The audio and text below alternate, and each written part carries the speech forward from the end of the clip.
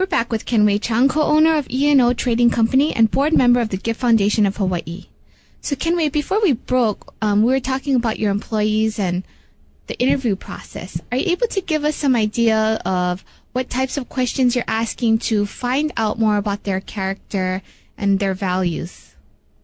Sure. I'm always interested to see on somebody's resume, and this is really talking about management level positions. I'm not that involved in the interview process for a lot of the staff level positions.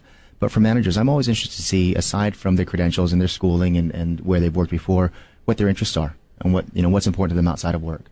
And to me, I look at my priorities, and if I'm going to work with somebody and entrust somebody to run a significant part of the business and have a lot of responsibility, I kind of want to find someone who's compatible and has a priority of, doesn't necessarily have to be family if they're not married and don't have children, but it could be a fidelity to friendship, or to their parents or siblings, and somebody who enjoys recreation and things outside of work, where work's not everything. Are there any questions that you're asking that are kind of tell-all questions? Not necessarily. For each person, it's different. But I often want to know, for instance, in positions of authority before or responsibility, how they've mentored other people, things that weren't going that well and how they turned them around. How they identified somebody that might have had the raw material that they thought and what they looked for. What has inspired the open walls and the Asian theme at E&O? The theme for the Ward Center location is an outdoor Asia marketplace. And so each of our restaurants follows a different point along the E&O story.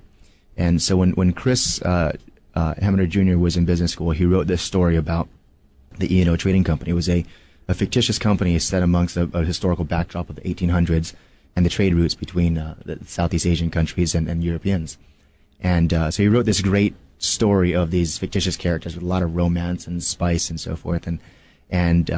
So as the restaurants were developed, each one kind of fell within a different place in that story. So the first restaurant that opened up in San Francisco is the Trading Warehouse. It's where everybody came into port to meet this English trader and his partner, a Sri Lankan gentleman.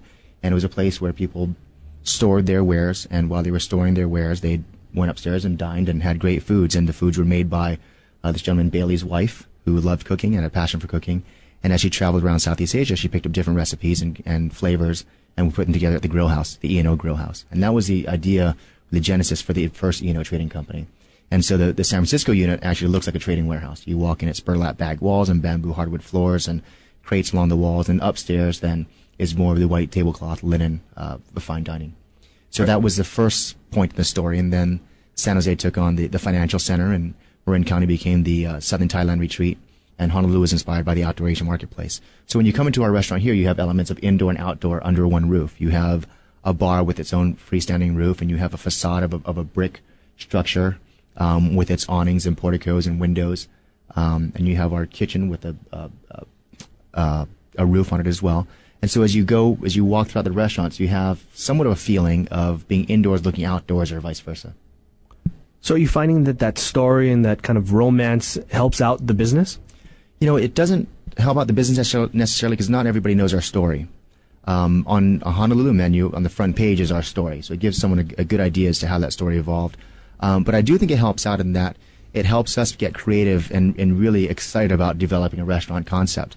And I think that really plays through into the finished product. So when people walk into our restaurant, for the most part, I don't think people think that it's Disney-esque. I think they walk in saying, wow, this is really different for Honolulu. There's no restaurant like it, where it's really nicely designed. The lighting is perfect. It's very rich. It's warm.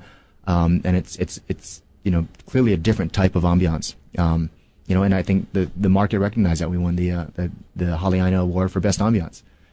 So I don't think it makes a difference in helping people understand the story, but it makes a difference in the experience that they receive when the guest is there. You also have a very interesting story. You traveled to Southeast Asia. Could you tell us a little bit more about those travels? Sure. It was a long time ago, and it was in '96. I was managing money for a fund in San Francisco, and it was long days, and I got burnt out, and I decided I was going to travel for a little while. Wasn't married, didn't have any children, had no attachments except a home. So I rented out my house, and I took off, and it was supposed to be a 4-month trip, just to go and see Vietnam and part of the world I wanted to see. And it turned into 15 months. I couldn't get away. I flew into India. It was supposed to be just passing through. I got stuck there for 5.5 months. Fell in love with the country. and decided that I wanted to see so much more of Southeast Asia. The more I traveled, the world got bigger, and it was hard to pull myself away finally. So what are some of the lessons that you learned during those travels that maybe have helped you today or can help others? You know, it's I think that traveling solo in parts of the world that were, for the most part, pretty safe, but in some cases they're a bit edgy, and you know, it's developing countries.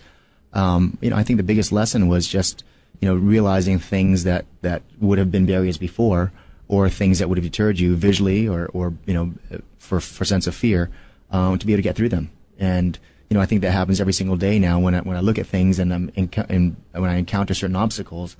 There's nothing really that looks that disparaging compared to some of the things I saw there.